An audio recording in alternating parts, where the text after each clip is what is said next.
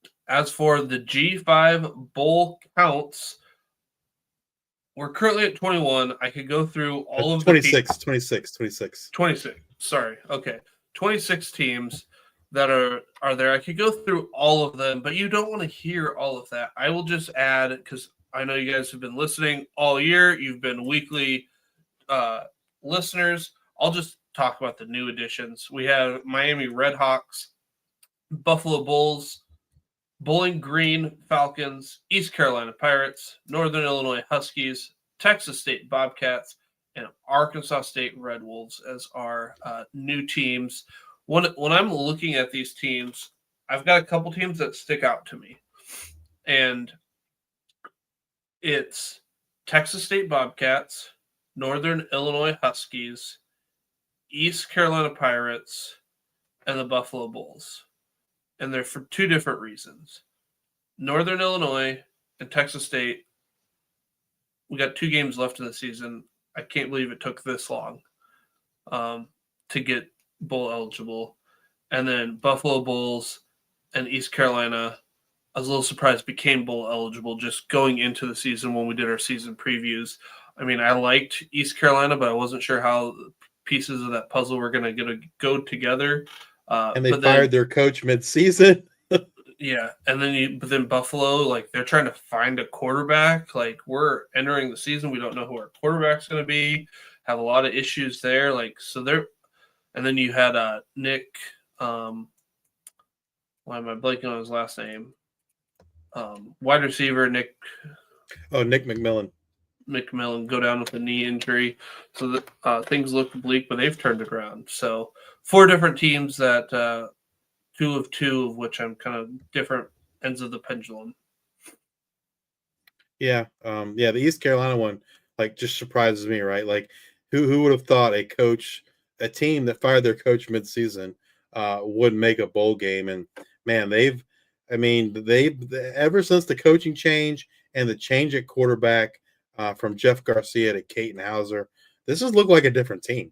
I think you and I were a little surprised that Jake Garcia won the job to begin with, right? When we interviewed Stephen Igo way back when in the summer or spring, we kind of thought it was going to be Caton Hauser's job, and then they went with Garcia.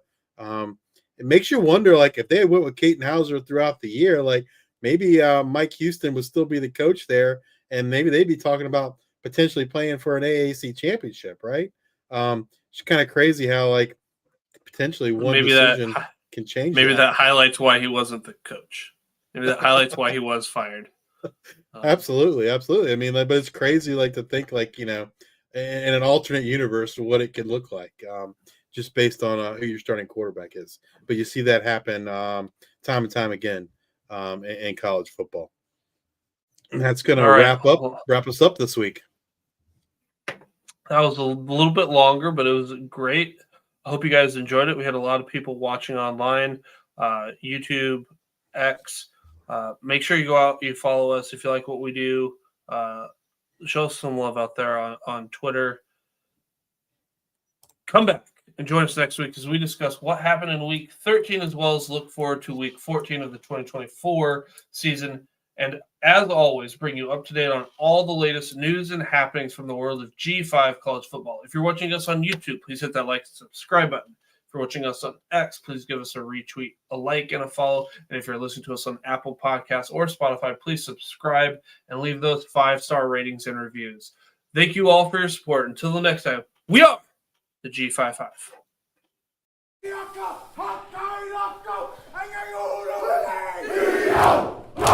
Oh, yeah!